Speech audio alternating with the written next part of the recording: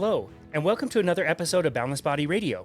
I'm your host, Casey Ruff, and today we have another amazing guest to introduce to you now. Jack Heald is a branding and marketing consultant and has acquired a diverse range of skills and talents throughout his extensive life experience. These include being a voice artist, podcast producer, copywriter, project manager, commodities trader, digital marketer, branding consultant, radio host, oh, don't worry, we're not done yet, content creator, teacher, software developer, stage actor, blues pianist, and public speaker. Wow.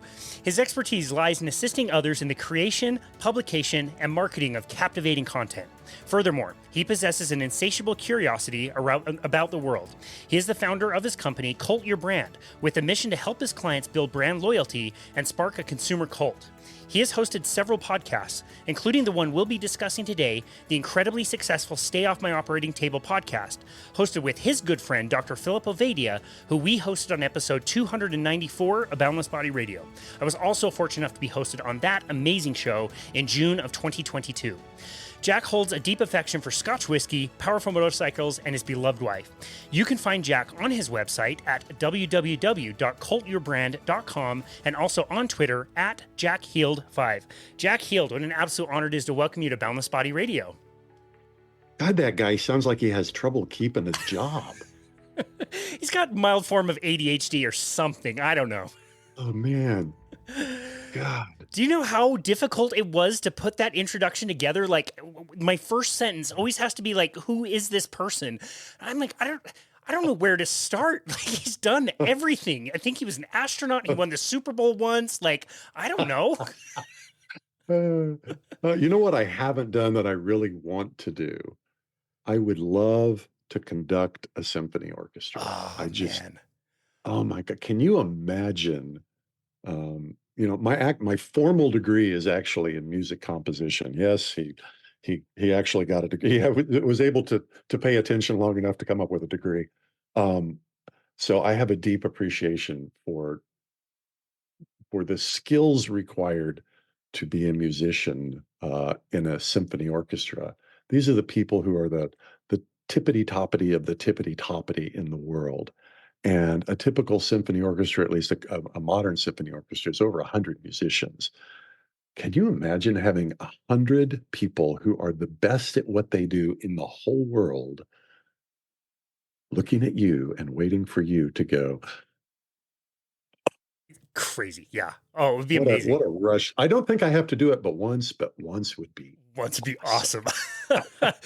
This is not opinion. This is not subjective. Objectively, the best theme song of any sport or sporting event is the Formula One theme song. And there's a video of the symphony playing it, and it's awesome. I could watch it 1,000 times. And you're right. Like there's all these components. You see all the musicians. There's a choir, a vocal component that he's like. Yeah, it's incredible. So yeah, that would be a very cool experience. That would be one that you would have to do and not one that I could ever do. I'll tell you that. You should put the link to that in the show notes. I absolutely will. People like me are going to go, oh, I wonder what that is. Of course, they will immediately, before going any farther in the podcast, go off and listen to it and completely forget what they were doing. Exactly. So maybe exactly. I don't know. After this conversation is done, be sure to check the show notes. Right. This is not the first conversation that you and I have had together. I was doing a second podcast, surely because I really loved the process of podcasting. It's something I had to go out and learn how to do on my own, and I really enjoy doing it. And like you, like podcasting has taught me so many things in my life. And you and I had a conversation on that show that I just went back and re-listened to. I didn't have the time or energy to keep that thing going, but man, that was a fun process, and we had a really cool conversation. I think I'll link that one in the notes as well, because anybody could go back and listen and learn all kinds of stuff about communicating and listening and some of the things that we talked about, regardless of whether you have your own podcast or not. It was really interesting to go back. And so I really appreciated our conversation then. And I know today's conversation will be very interesting as well. Well, it's fun to talk to interesting people. And you're an interesting person. regardless of what they have to say. I met a guy, my best friend is a professional musician. I went and heard him gig last week. And one table away from us, there's this couple sitting, and they're hooting and hollering as Matthew is singing. And I just kind of got the impression that they were fans. And so I went over and introduced myself. Hey, are you a fan of Matthew? I'm a fan, Yeah, we are. And we got to talking, and this guy ended up being wildly interesting. I actually had a gig last night and he came and heard me. And it's just when you're curious about the world and about people, you get to find all kinds of cool things. Yeah, And of course, if you're not careful, I will hijack this conversation and God knows where I will take us. that sounds great to me. I can mute myself. It's easy. Well, I remember it was early 1980s. I lived in North Austin at 183 in Lamar, which is now the intersection of two freeways, I think, but back then it wasn't. And I was walking through a bookstore called the Bookstop, which I'm not sure is there anymore. And on the remainder table, kids, a bookstore, I don't have to explain all of this, but on the remainder table, I saw that this title of a book. It said, How to Build a Flying Saucer When So Many Others Have Tried and Failed, Adventures in Speculative Engineering.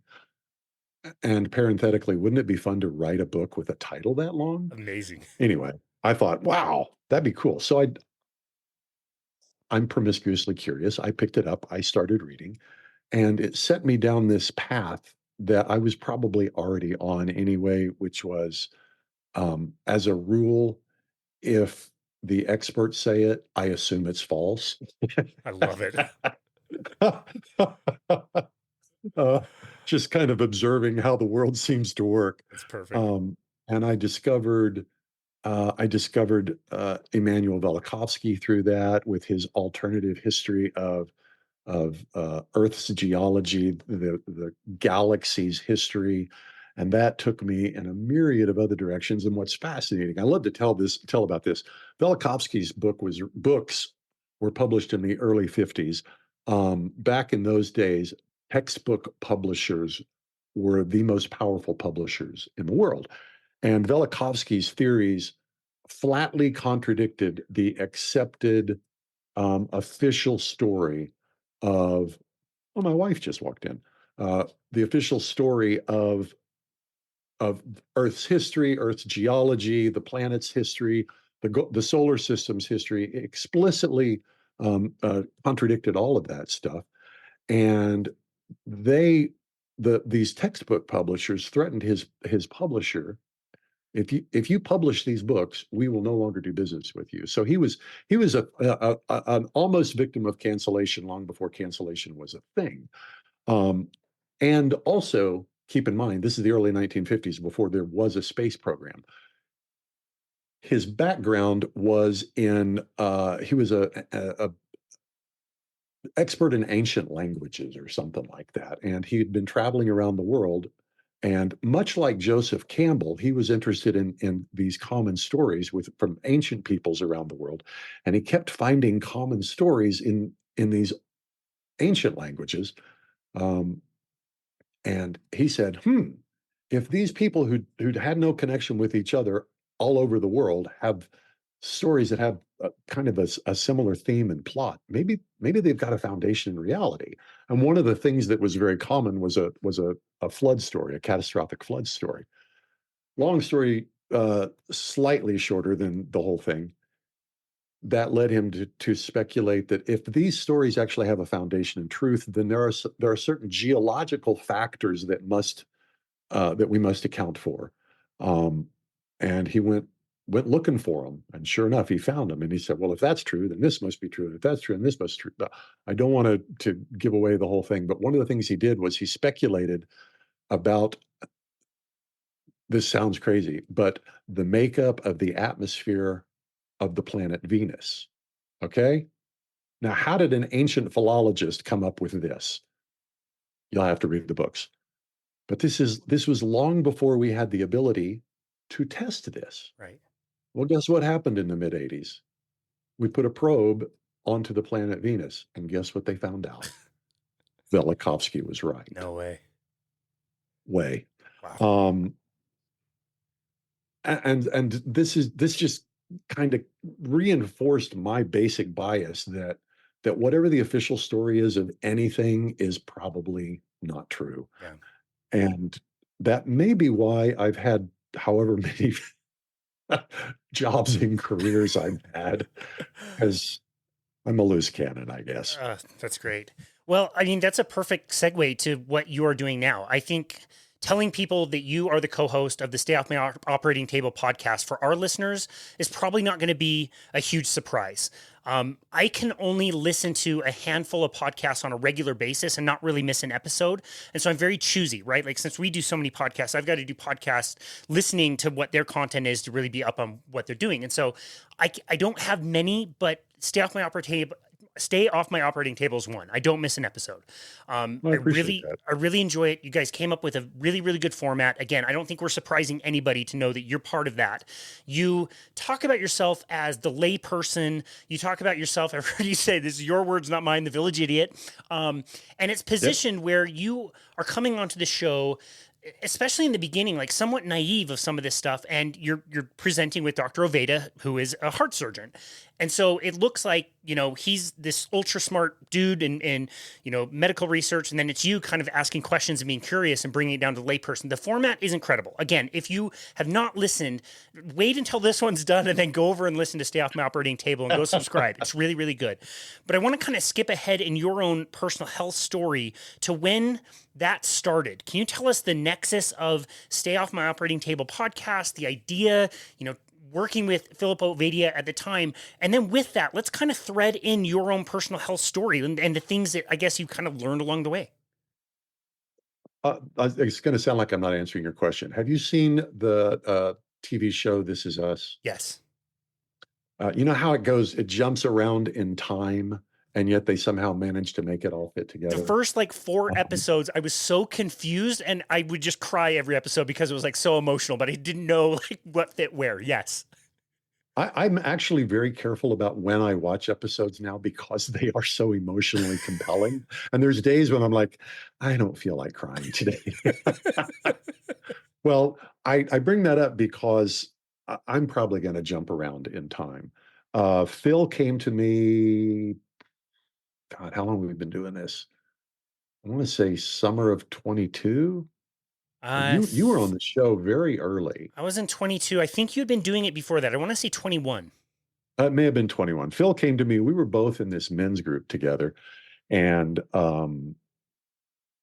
he just kind of put out the word, "Hey, I want to start a podcast. Can you help me produce it? Or can you produce it for me?" In addition to hosting my own podcasts, I've done a lot of production as well. So I said, "Yeah, sure. I'm happy to help you." Fully expecting that all I was going to do was help produce it, which is, for those of you who don't know what that means, I wouldn't be on the microphone. That's the significant part. So Phil's idea was he had his book coming out, and he was just kind of going to go through the book, the first few episodes. And I'm a born performer. I love radio. I fell in love with radio as a young teenager.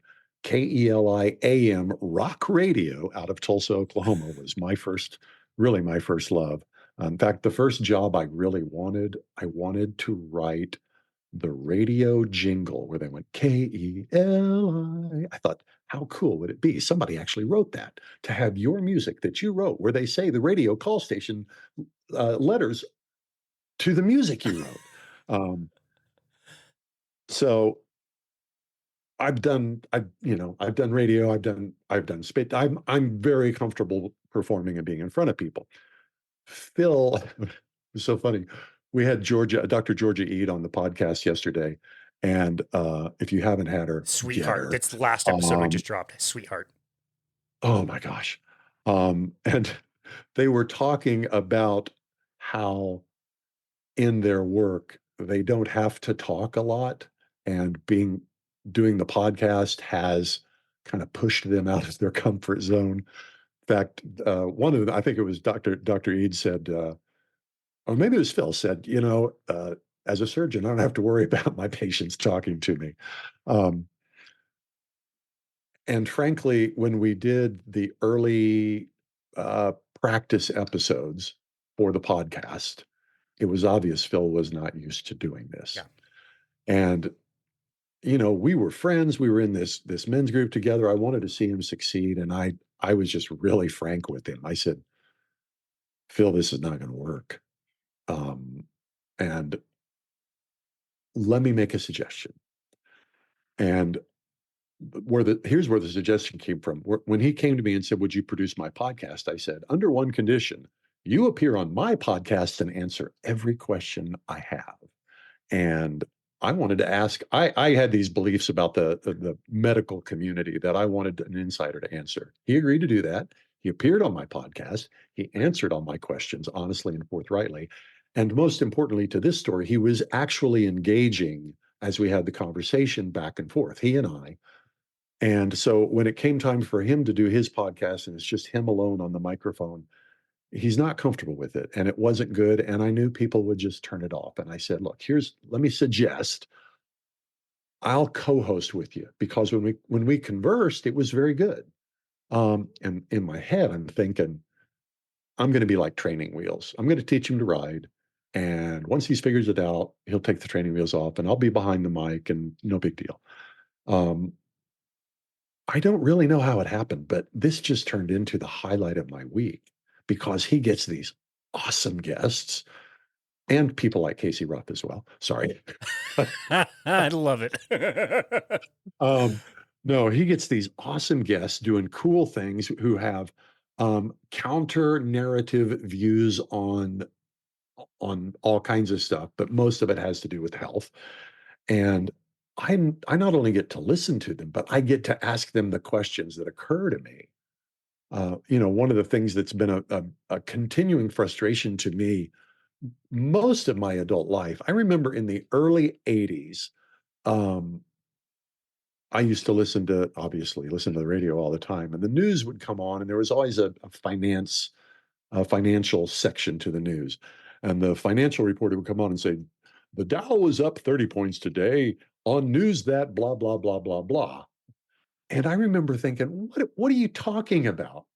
The Dow Jones Industrial Index is just simply a compilation of the 30 biggest stocks and the prices of those 30 biggest stocks. And the prices go up and down based on the decisions, the individual unique decisions of millions of people. You didn't interview a million people to find out why they bought or sold whatever. You're making stuff up. There's no possible way that's factual. And 40 years of listening to that kind of idiocy and lunacy passing as fact. I learned not to believe it. And as I would sit and listen to it, I wanted to ask those questions. Well, now tell me how you came up with that. That's the reason that this index went up. Tell me how come the economic news is this, and why are you not reporting on that? Or how come you chose to report on this instead of that? Isn't this other thing? But when it's one-way broadcasting, you can't ask those questions. Well, with the podcast, it's not one way. I get to sit there and I get to ask the questions. And it's fun. It's addictive. We've been doing it. I don't know. We just did episode 130, I think, yesterday. And I get to be on every single one of them and I get to ask those questions. And I kind of, well, not kind of, I take my role as a proxy for the everyman pretty seriously. And I'm assuming if a question occurs to me, it's probably occurring to Joe Sixpack, who's listening to it. And more than that, I'm become conscious of, even if I don't have a question, because I've heard a lot of this stuff over and over again now. Um, I'm conscious that there's people who probably are just coming into it, and what were the questions I had at the beginning and what would I be asking? So I try to um, play that role for all the listeners who aren't medical professionals. I figure Phil can handle the medical professional side of it. I'm the Joe Sixpack side. I, for one, really appreciate that. And I've been in this space for several years now. You guys have awesome guests. I'm familiar with a lot of them. A lot of them we've hosted on our show. But I have simple questions. Things pass me by or I forget things. And so you do bring it down to be very well understood. And I really appreciate that about you. I'm curious because I think this will probably tell us a little bit about your own health history kind of coming into Yeah. doing this show. What if we go back to the episode where you hosted Phil and you got to ask him anything you wanted about the medical industry? What were some of the questions you had? What did you ask him? Oh, I ask him things like, so what'd they teach you about nutrition? Uh, and of course, his answer was almost nothing. Um, I think I asked him, um, if you asked the kinds of questions of your professors that you ask today, would they allow you to stay in medical school? And the answer, of course, was no, absolutely not. Um, uh, so a lot of those questions have I've let them go because I finally got I had a lot of my suspicions confirmed. And once I had an insider say, yeah, you're right. Um, you know, it confirmed that where I was working from, what I assumed were the facts were by and large true. I didn't trust medical professionals. I can remember in the late '90s, I went in to see my uh, primary care physician. The man was um, morbidly obese. Every time I went in to see him, I walked out with a prescription for either an antibiotic, uh, some sort of decongestant or antihistamine or something. I can't remember one of those two things or both. That was literally it. I walked in, regardless of what the problem was, I walked out with a prescription. And I can remember sitting in his office one time looking at this massive belly and thinking to myself, you don't know anything about health, obviously. Um, and I knew before I even made the appointment, what was going to happen was I'm going to walk out of here with a prescription for erythromycin or amoxicillin. Why do I need you? And good God, I lost the question, Casey. No, it was perfect. It was just asking what kinds of questions you had up to that point and relating Oh it yeah, back to your own personal health story. It sounds like there was just the bullshit meters were going off constantly from what seemed like if you already knew what the appointment was going to be and what you were going to end up with, you're right. Like why do I need you? What's going on? yeah. I can remember early '80s. Um, the experts, in air quotes, uh, told us that eggs and butter were bad for us, and margarine was good for us. And my then wife and I at the time looked at each other and said, Wow. there's just no way that's true. I said, and in fact, I said, I don't care if butter is bad for me. I am not going through life eating margarine. I Wow. hate margarine. I'm eating butter. And of course, 40 years later, we know it was all complete bullshit. Um, but, I can remember as a child, I can remember my mom complaining about our PCP at the time, saying every time we go, she prescribes antibiotics. I think she's overprescribing antibiotics, and she was. Um, and later in life, I've realized my mom is a real rebel. She she masquerades as somebody who plays inside the lines, but she likes to be outside the lines, and I'm just like her. Um, so I came by it honestly, and 25-ish years as an adult of not really having a decent alternative to the normal medical system. Um, 2005, my marriage ended. I was under extraordinary stress. One of the cool things I've learned on Ovadia's show is that the kind of stress I was under, it's not merely mental or merely psychological effects. It has physiological effects that are absolutely detrimental to your physiology. God knows I was feeling it in my body. And, you know, this was actually the last time I went to a normal doctor. I walked in, made an appointment, walked in, explained that this guy, I don't know, he may have spent 10 minutes with me. I think I'm exaggerating. He was the single most unhealthy human being I have ever seen in my life. Um, the complaint I had was gastric reflux, just nonstop acid stomach. And so anybody who's been through the system knows what he did. He prescribed something to reduce my stomach's ability to produce acid. And I walked out of there thinking, this guy's an idiot. And he didn't he made no effort to figure out what's the root cause. Why is your body overproducing hydrochloric acid in your stomach? Just, oh well, you're producing hydrochloric acid. Here's a pill that'll make you produce less hydrochloric acid. It's a great idea. It's like giving somebody with hey, there's a bone sticking out of your leg. Oh, here's a pill that'll make it not hurt. Well, whoop-de-freaking-do. I want the bone not sticking out of my skin. Um, and that set me down a very serious pursuit of alternative medicine. I ended up with a naturopath who was able to, he spent, good God, I think he spent an hour interviewing me my first visit, Amazing. asking me all kinds of stuff that um, my first thought was, how in the world does this have anything to do with what I'm talking about? And oh, by the way, yeah, you're right. These things are happening in my body. How did you know? Yeah. Well, I've since found out this is a guy who understood how things are connected, and he brought me back to health. Yeah. And that was 19 years ago. Thank He's God. been my primary care physician for 19 years. Wow. Saved my life. Yeah.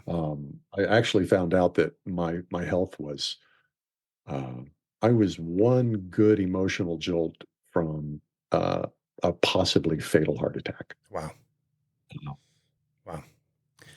Had no idea, but Ironic now know, that you're the host of the Stay Off My Operating Table podcast. Very ironic. isn't that crazy? It's so wild. Sometimes it seems like there's there's there are these rhythms, these energies, these something in the universe, kind of like the waves in the ocean, that things just get carried along with them and get organized in ways that we wouldn't have guessed.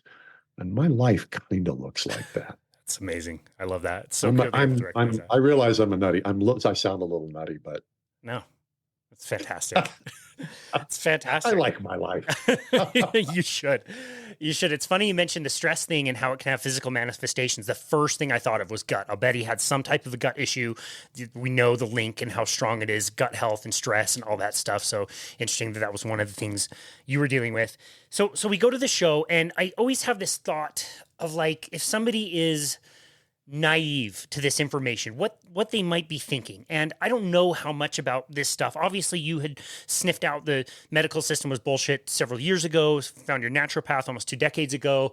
At least we're taking steps in the right direction. I'm not sure how much you knew about it, but I like to put myself in the position of somebody hearing this information for the first time, what they might be considering. And it happens a lot when I'm listening to an audiobook that's not narrated by the author. Obviously, the author knows everything that he wrote.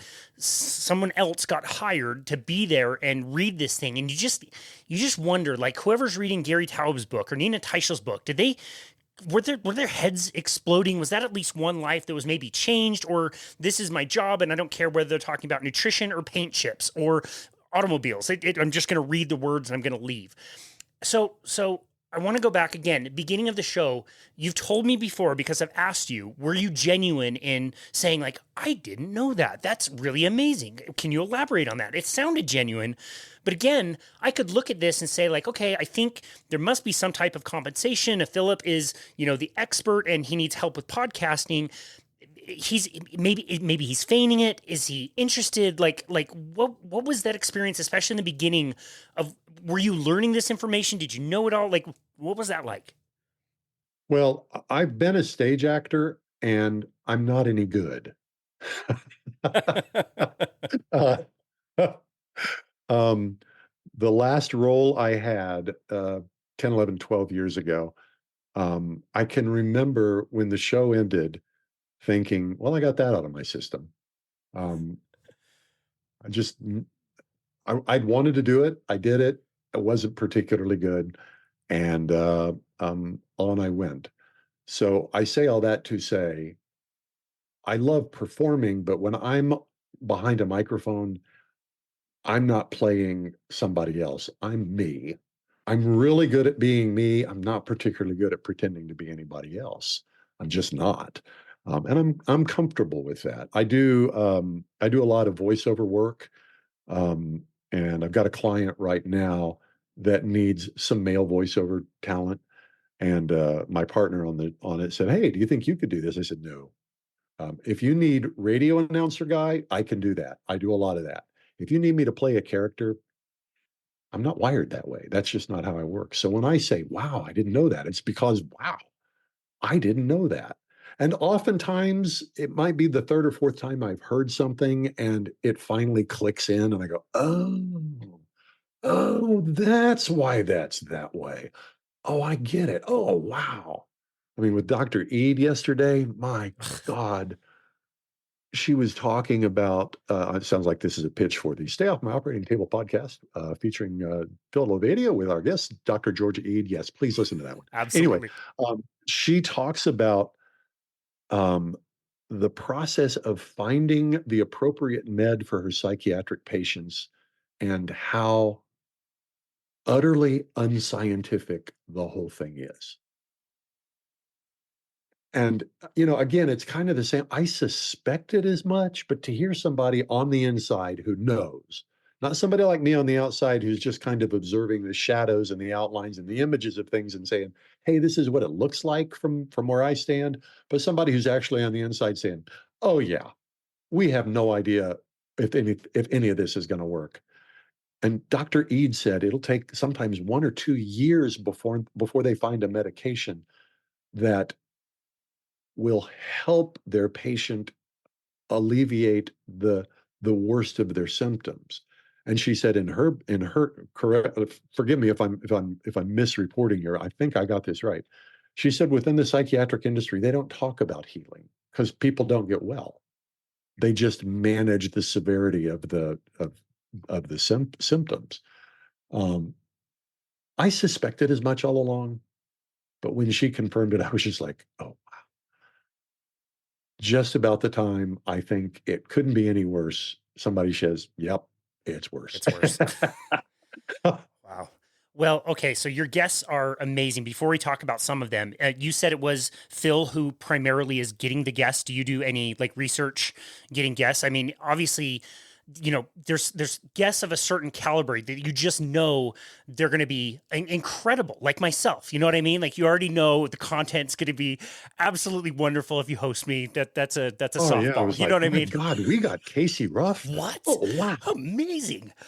Is it mostly Phil that's finding the Well, guests? we're at a point now, obviously, where people are approaching us to try to be on the show. I get a lot of that. "Hey, you should have my friend who developed this amazing salve for burns," and, there it's like, "Yeah, We I'm get not 10 a interested." day. Um, yeah. Um, Phil's team, he has a team of people. There's no possible way this man could be a heart surgeon and do all the other stuff that he's doing.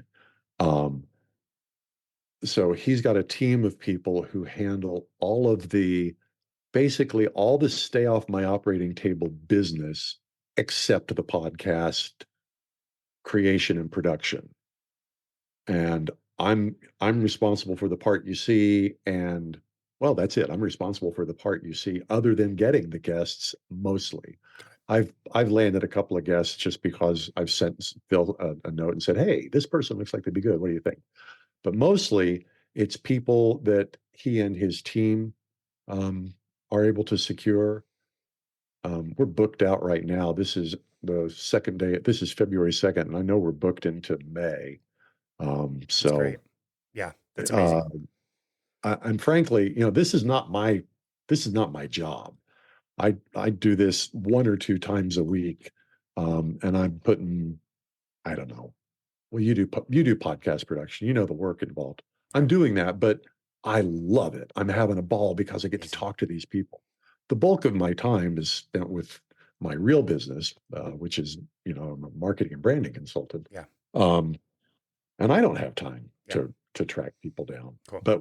But once I get notification, hey, we're having this person on this date and this time, I go and do research because I like to know who I'm talking to. I can remember we've had in the last 3 months, we've had 2 different sleep specialists on, and obviously the jokes just write themselves. We're going to have a sleep specialist on it, but I really did remember thinking, oh God, this is going to be. How are we going to make this interesting? How is anybody going to listen to this? How am I going to listen to this? And as it turned out, these these folks were really interesting. It was really cool. Yeah. So, um, we've had guests who on a 1 to 10, we've had maybe 2 guests who were a 5 or a 6 in terms of interesting and exciting, but by and large, everybody's an 8, 9, 10. Yeah. It's just Yeah.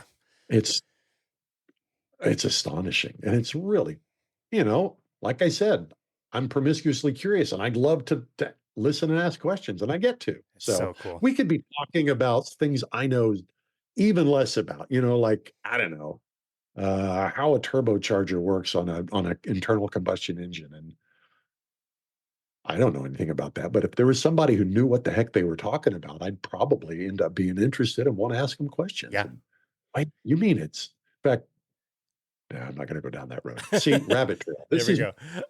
No, it's great. And so on the note of your guests, obviously we've shared a lot of the same people. Dr. Sean Yeah. Baker, Dr. Chafee, Dr. Georgia Eade, really good examples. We can go down the list, but I made a list of special people who I was introduced to for the first time through your show. So Dr. John Ferreira, all about ADHD, fantastic. Paul Kolodzik, excuse me, all about the continuous glucose monitor. Christy Woods did the same kind of metabolic testing that I did, how I found low carbohydrate to begin with. Kirsty Woods, excuse me. Nary Massisian, I've got to meet her in person. She's amazing. Chris Cornell, Molly Isn't Eastman. she cool? Oh, she's so cool. She's great. Chris Cornell is amazing. I've got to meet him in person. Molly Eastman is one of the sleep specialists. She'll be on our show Yeah, soon. So sleep specialist. I've poached. She was really good. I can't Oh my wait. god. I get to interview her, I believe, next month. So we'll be hosting her soon as well. And these are all people that I've been introduced to because of your show. And one in particular, I really wanted to point out Andy Schoonover, who is the CEO of Crowd Health. This was particularly special and important to me as somebody who has been, unemployed from a corporate job since the pandemic, had to start our own business, and health insurance is absurd. Absurd. This year, the cheapest Obamacare plan for my wife and I was, I want to say it was like $650 or $700 a month for the two of us with a $10,000 deductible. So you would be paying 18,000, 20,000 before the insurance kicked in, and even then it was like 50% copays. We don't go to the doctor. That's insane. But if I get clobbered by a truck when I'm riding my bike, like, I'm going to need some health insurance. I have now been a member of Crowd Health for the last 3 months. I have been able to personally pay my own money to help other people in this community with an injury, with some type of a sickness, and with a pregnancy. The community has been pooling resources together to help other people. It feels amazing to me. I can do it for about $100 a month. What an incredible experience. And I would not have known that human if it weren't for your show. Isn't that cool? Man, I just saw Andy is God, where was he? He was on something with a massive audience. And I was like, good. Andy, Yes, yay, good. Andy. Um, I think Jack Murphy has started a similar setup. I could be wrong about that. The other one you should know is Virgie Bright Ellison, Dr. Virgie Bright Ellison, with Crush Medical Debt. Um, she actually helped me. I ended up in the emergency room a couple of years ago, and I was in there for, I don't know, 2 hours. Got an $18,000 bill. What did they do? They gave me a painkiller. They took a couple of tests, said I was okay, and sent me home. $18,000. Wow. And she she understands what's really going on and how to deal with it. Um, uh, and she's a medical doctor. She went down that path because she ended up on the patient side of the whole medical fiasco system, and um, went, oh my God, I had no idea, and started investigating. And as it turns out, uh, these bills are, for all intents and purposes, fiction. Nonsense. And at the end of the day, I think what had I been a Medicare payee, in other words, government Medicare was paying this bill, the hospital would have accepted $1,800 and said, we're good. Wow. So they billed me 10 times what they would accept from the government. And the government says, we won't pay a dime more than this. Um, Gosh, you guys get Dr. Virgie Bright Ellison on, and send your listeners to Amazing. crushmedicaldebt.com, I Yeah. think is the name of it. That She's sounds she's just I think she's a national treasure, frankly.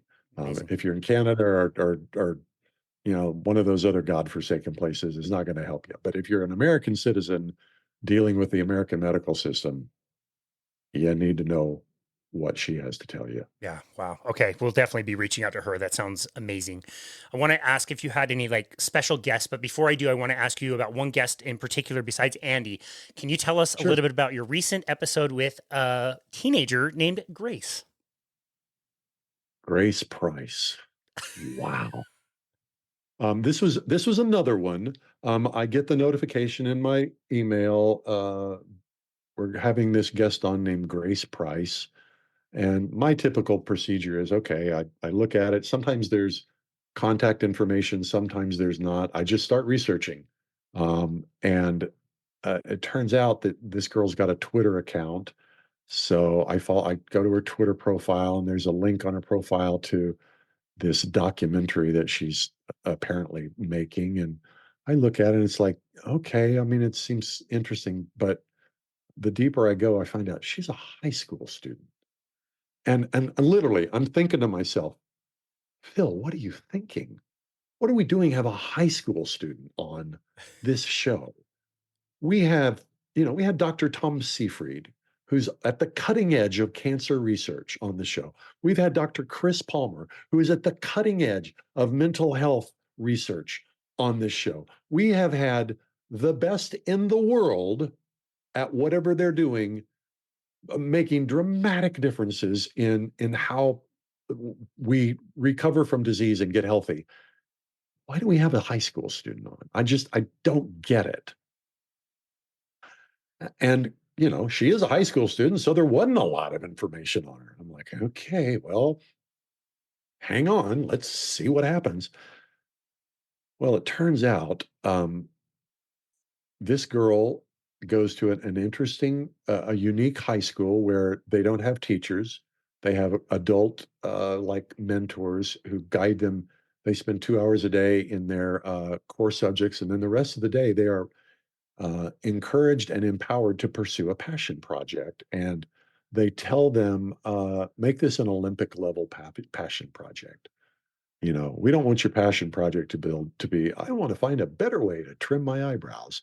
It needs to be big.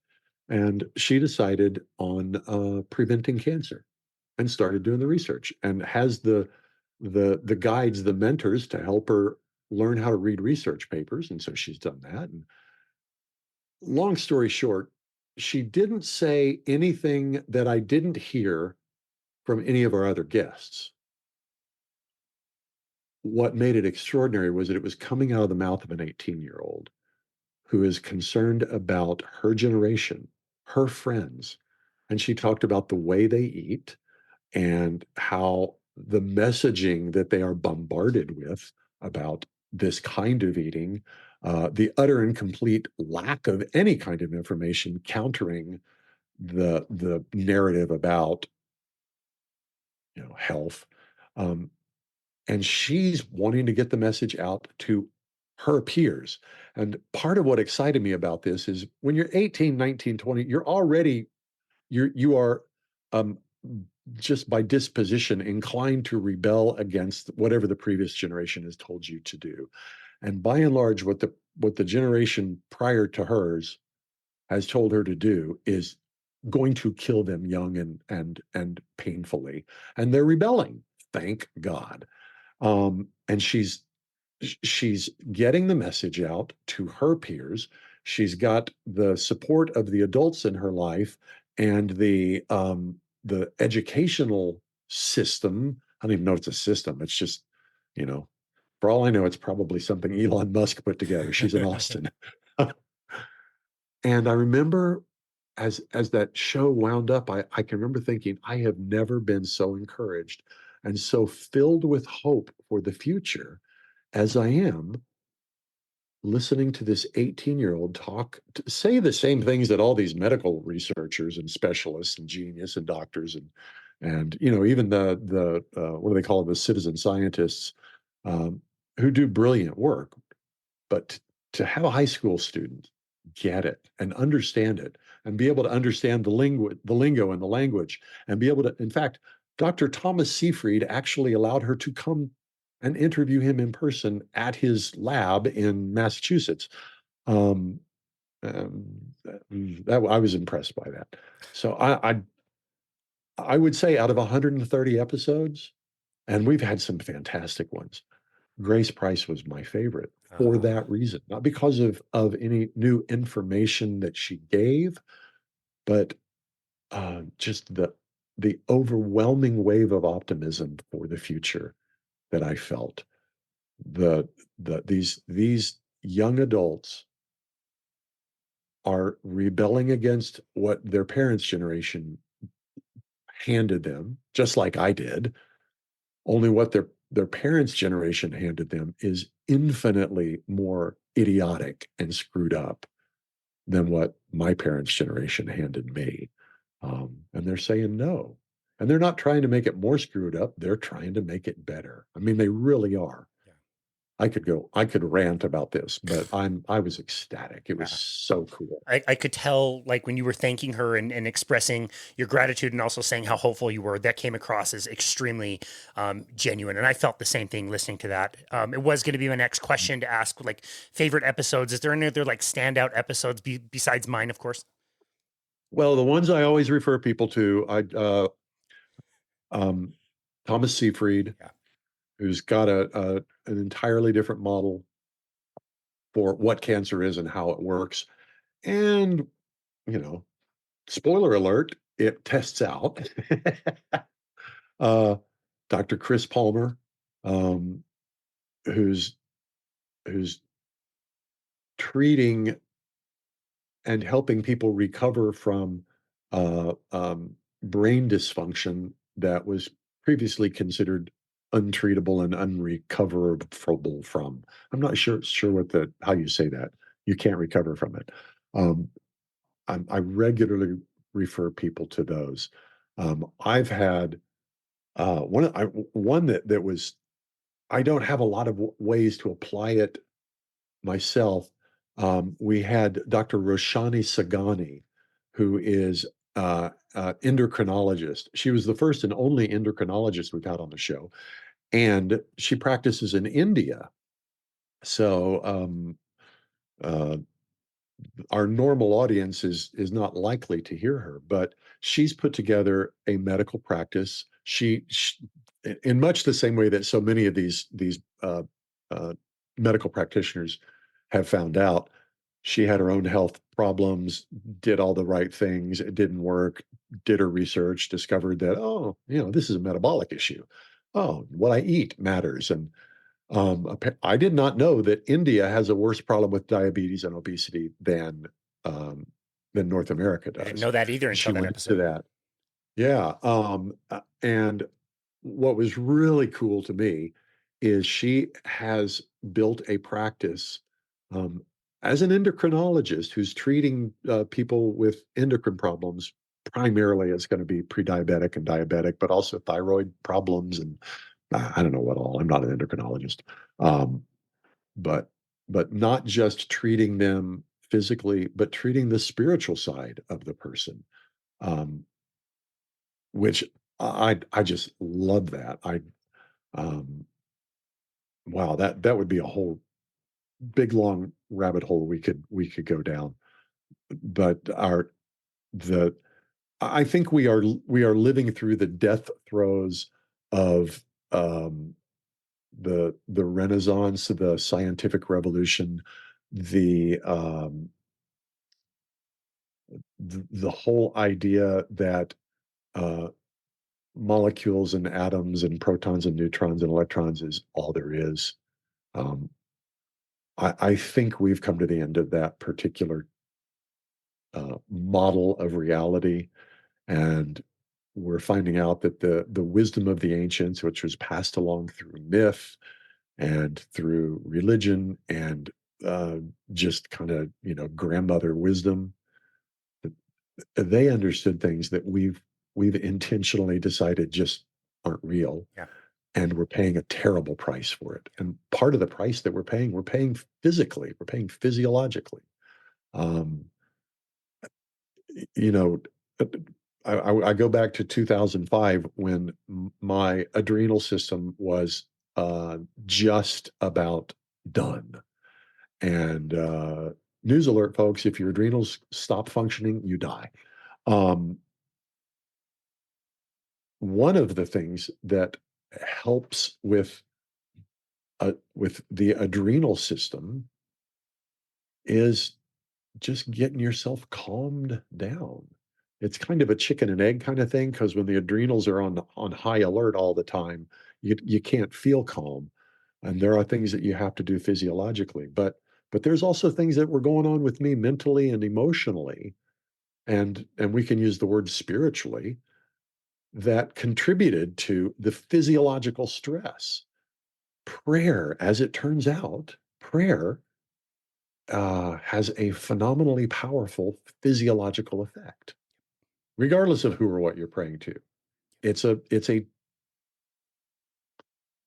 anyway, like I said, deep rabbit hole. We could go down that one. So it was really cool that Dr. Sangani is incorporating um um can't remember what she called it, but it's basically people who can help with the non-physical side of recovering your physical health into her practice. They're literally a part of her practice. That was a big one. I loved that. And I'd have to go back and look at my list of guests They're because so good. there's too many. There's too many of them to remember. But because uh, um, uh, brain dysfunction is so common now, and because cancer is, good Lord, it's what, the second leading cause of death. Um, you know, I can't hardly go a week without running into somebody who either has a cancer diagnosis or has a friend or family member with a cancer diagnosis. And I will send to them, hey, you need to listen to this, Yeah. Dr. Thomas Seyfried. Yep. Yep. Um, He's amazing. so He's amazing. Yeah, it's hard. I think I hope you're right about the distinguishing between spiritual health, mental health, emotional health. It all just kind of seems to be the same thing. When I started my own personal carnivore diet about 5 years ago, something changed with me spiritually. I didn't join a church. I'm not Buddhist. I just there is something different spiritually when my mind feels more regulated and I find joy in simple things, stupid, a tree or birds or the blue sky or rain, or like it's all just wonderful to me, and you marvel over it more than I did before. And so I can't separate the difference between physical health and mental health, emotional, all of those different things. I think if you can optimize any of them, the whole system improves. And on that note, when we look back at your journey in the last few years co-hosting this show, what things are different in your day-to-day life now than they were a few years ago when you started the show? I'm definitely I was keto before keto was cool. Um, and I don't know how I ended up there other than just my particular health journey. I can remember one of the things back in 2005 when Dr. Crizell put me on, uh, you know, helped me recover. One of the things he did, in fact, probably the single biggest thing he did was, okay, here's the foods you need to be eating. Here's the foods you need to not be eating at all. And here's this list in the middle with you can do this now and then, but by and large, you want to focus on this stuff and avoid that stuff. It was fascinating to me at the time because there were all these foods on the avoid list that I can remember my whole life being told, you need to eat this. And I'd eat it and I hated it. I really didn't like it. And I'd say, I don't like it. It makes me feel bad. And mom would say, eat your vegetables. And gosh, it turns out my body didn't have whatever was necessary to make use of these foods that I was sticking down my pie hole. And when I quit eating those things and started eating more of the stuff that that actually helped my body, I got well. So I'd figured out probably, I want to say 2000. Well, that was probably about that time. I figured out bread just is not good for me. There's no point in eating it. Mm. I wasn't completely avoiding wheat of all kinds. I'd still do pizza. I don't know what the thinking was there, but pizza. Pizza. I'm a child of the 70s. You have to eat pizza. It's a rule. Even bad pizza is good. Yeah. Oh God. Morning after pizza. Oh Oh, God, terrible. I just loved it. Um, yeah, I by and large just quit consuming wheat, and so that one new. But what has changed is I've gotten really, really serious about, and it's more than anything, I think it's conscious of eating high fat, low carb and recognizing how much better I feel eating high fat, low carb. For me, it's super simple. I had by and large eliminated all the almost all vegetables just simply because for me, I didn't feel good when I ate them. Yeah. Um, I bananas were one of those things. Oh, eat your bananas. Oh, I hated bananas. They made me feel bad. As it turns out, they're super high carb. So just a bunch of the things that you were supposed to eat that I just did. At some point, I figured out this makes me feel bad. I'm not going to eat it. I don't care if it's good for me.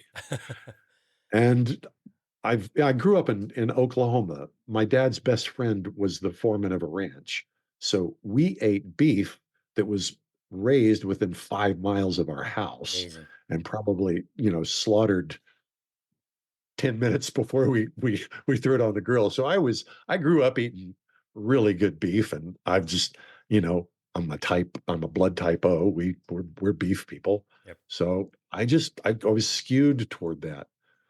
But with Phil's show and hearing it over and over and over and over again, I was able to kind of categorize the way I like to eat into high fat, low carb. I'm no longer afraid of animal fats. Oh, big change. Vegetable oils are gone from my house. Good.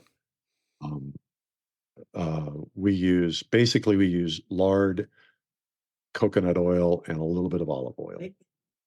Well, my wife says, she's sitting over here, she says bacon fat. Yeah. There you go. Yeah. Good call.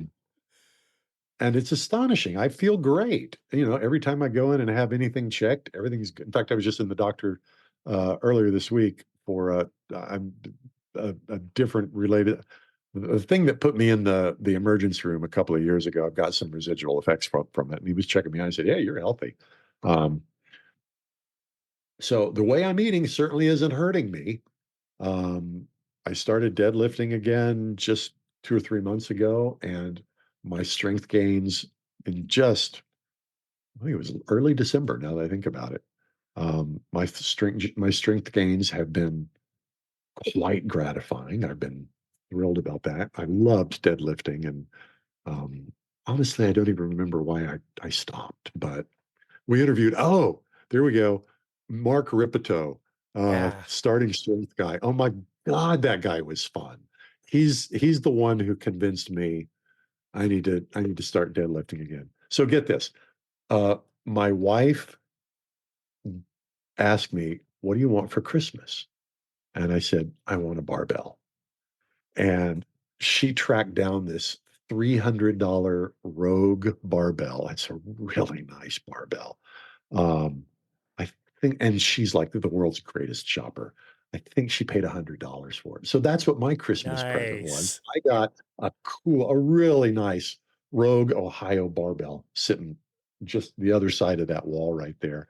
The previous year, I bought about 400 pounds worth of weights because everybody was, getting out of it. So I had a buttload of weights.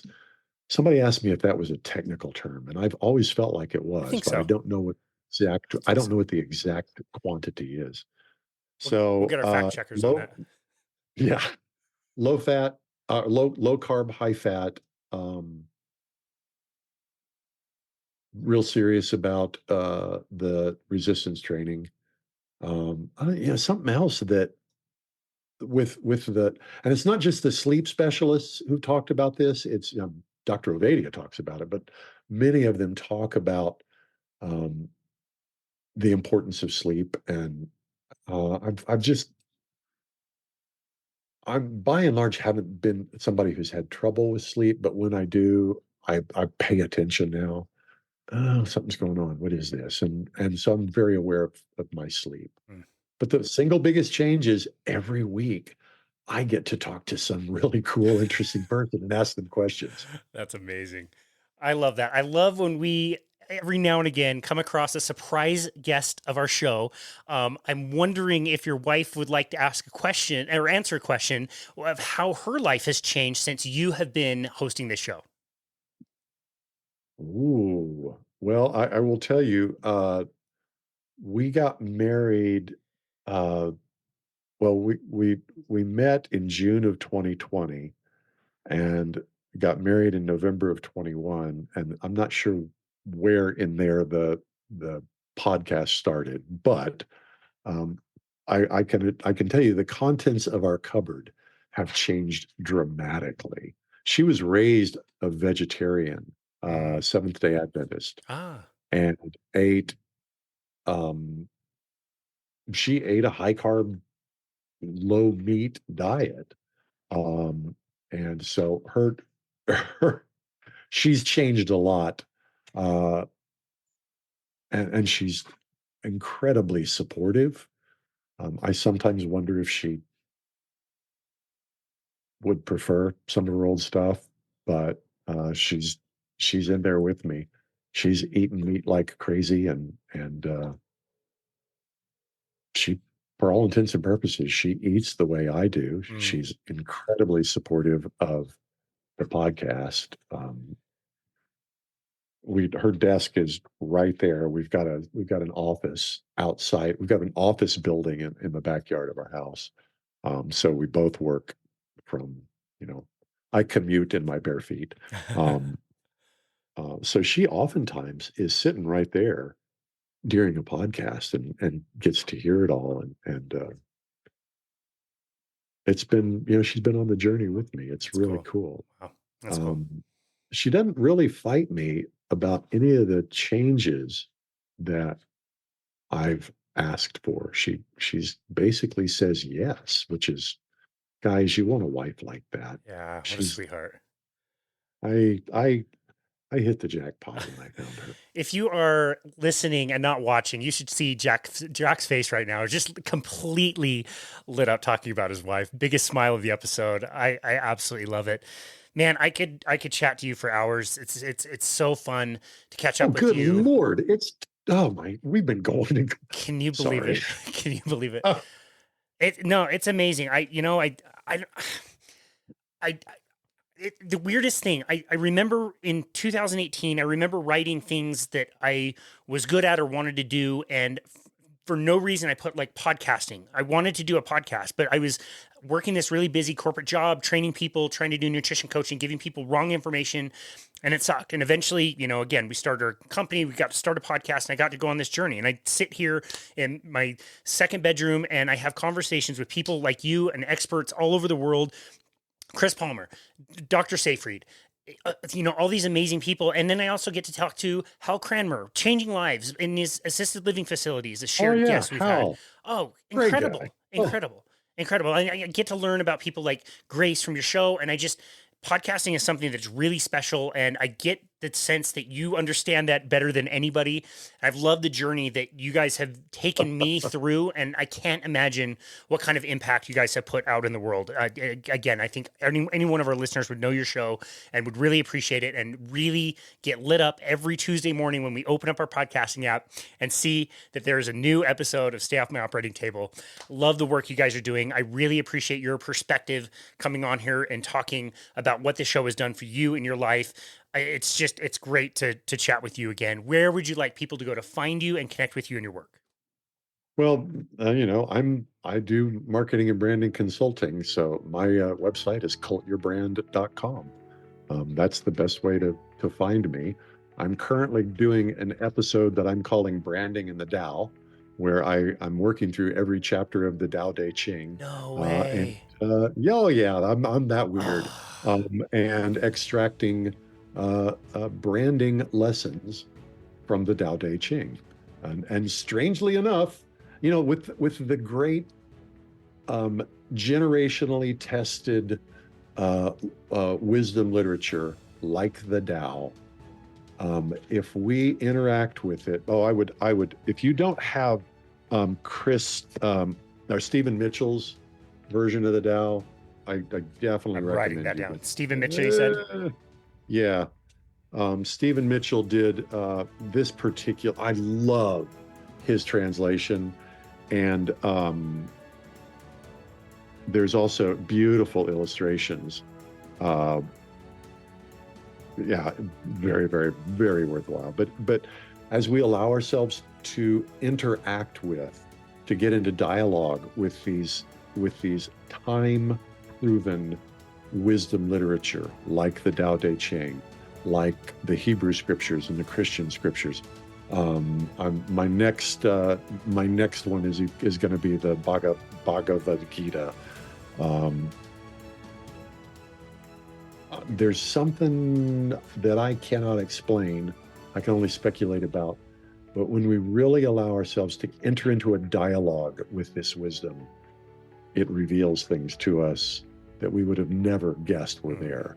I just love the Tao, so I thought, I wonder if the Tao's got anything to say about branding, and I started reading it that way, and then contemplating. And the Tao is just, it's 81 or 82 bite-sized chapters that are sometimes they're just crazy hard to understand, and sometimes it's blindingly obvious, but it's very profitable and fruitful. So if you sign up for whatever it is that I call it there on Cult Your Brand, you get notified of every time I drop a new brief lesson. It's generally every Wednesday morning. So there'll be, I've done 13 so far, so there's Nice. another 60 or so. Wow. That I'll be doing. And if you have a locally owned, locally operated business that you want to dominate your market, you might talk to me as well. Well, Your brand. you told us before when we chatted that you were getting email campaigns with 50% open rates, which never ever happen. Like, if you're looking to expand your brand, Jack is probably the person to talk to. So I hope people seek you out. We'll be sure to link that in the notes. We'll be sure to link the podcast in the notes as well. Again, thank you so very much for everything that you do. I really appreciate the content that you're putting out. I'm so grateful for you that you were able to help Phil find his voice. He's now become such a prominent character in the low carbohydrate space, changing so many lives, and you're a huge part of that. And I would argue that you're a huge person in that space as well. So thank you. Well, that's very kind. I doubt it, but I'll take it. It's anyway. true. Thanks, Casey. This has been a ball. It really has been. Thank you, Jack. I really, really appreciate it. Yeah, it's been great. And this has been another episode of Boundless Body Radio.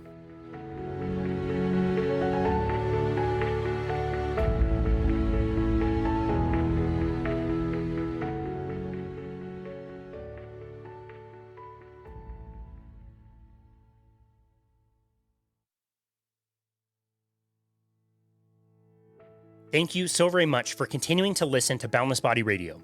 As 2023 has come to a close and we're starting another new year in 2024, I always try to reflect on not only the direction that we want to go in the future, but also how much we have grown in this last year. Our podcast has now generated well over 400,000 downloads from all over the world, and it's all thanks to fantastic listeners like yourself.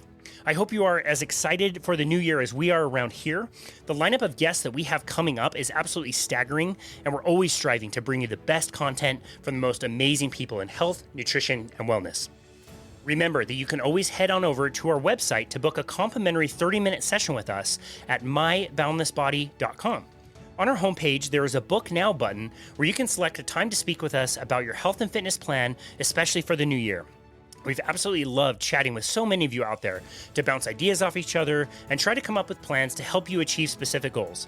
And seriously, I really do mean this. Even if it's just to say hello and introduce yourself, we absolutely love connecting with our listeners in the community. Be sure to check out our YouTube channel as well if you want to watch these full interviews and also shorter interviews on more specific topics that are taken from these interviews.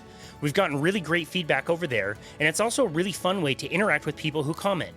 We read and reply to every single YouTube comment we get, so be sure to subscribe to our channel and leave as many comments as you like to keep the conversation going.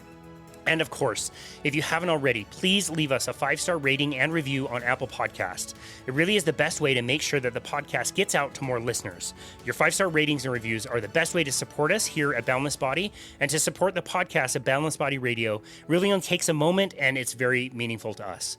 Cheers to 2024, and thank you again for listening to Boundless Body Radio.